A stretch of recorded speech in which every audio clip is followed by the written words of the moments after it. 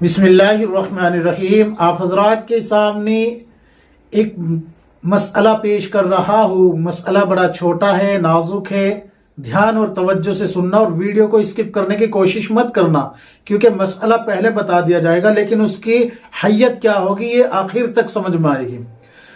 एक नौजवान लड़की है जिसने पूछा है कि मुफ्ती साहब, मैं रोटी बनाते बनाते बीच में खाना शुरू कर देती हूँ भूख लगने की वजह से। मेरी वालिदा कहती है कि इस तरीके से रोटी बनाते बनाते बीच में खाना आटा में सने हुए हाथों की वजह से तुम जो है जन्नत से महरूम कर दी जाओगी, जहन्नम तुम्हारा ठिकाना बनेगा। लिहाजा ऐसे ना करके सुन्नत तरीके से खाना खाओ, जैसे कि खाने का हुक्म है, यानी कि खाना बनाओ, फिर हाथ धो, फिर दस्तरखान लगाओ, फिर उसके बाद जो है सुन्नत तरीके पे बिस्मिल्लाह व बरकतिल्लाह वगैरह पढ़ के खाना शुरू करो। तो अगर मैं बीच में खाना खा लेती हूँ इस तरीके से, तो क्या वाकई जहन्नम में जाने का सबब बनेगा ये अमल मेरा? क्या वाकई जन्नत से महरूम कर दी जाऊंगी?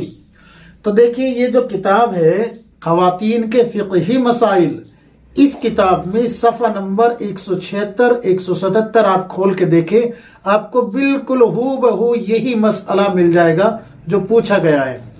याद रखें, ये जो तरीका आपकी वालिदा ने बताया है कि इस तरीके से खाना खाओ, तो ये सुन्नत तरीका है और होना भी यही चाहिए कि आप इसी तरीके से खाना खाएं। बीच में खाना इस तरीके से खाना दुरुस्त नहीं है। ऐसा नहीं कि भाई ये जहन्नम में जाएगी, जायज ना जायज का मसला नहीं, बल्कि ये आदत आपकी दुरुस्त नहीं है।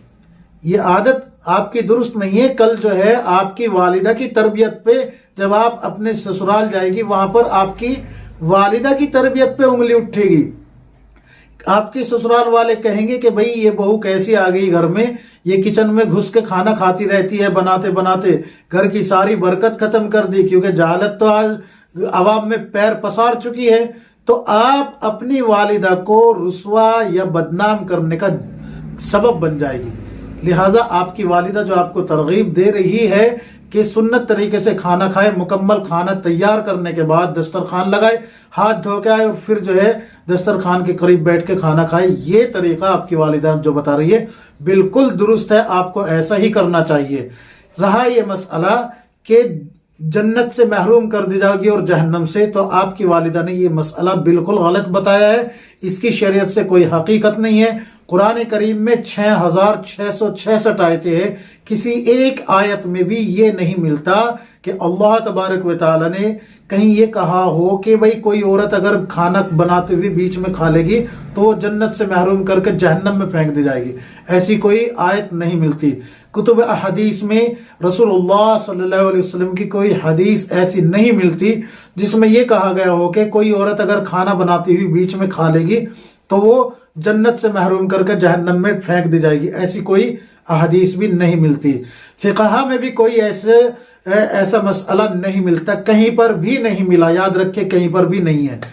हाँ, एक बात तो हो सकती है कि आपको तरगीब देने के लिए, जैसे कि मैंने बताया है पहले, आपको सिर्फ और सिर्फ तरगीब देने के लिए आपकी वालिदा ऐसा कर रही है और आपकी वालिदा की ये सोच बड़ी अच्छी है।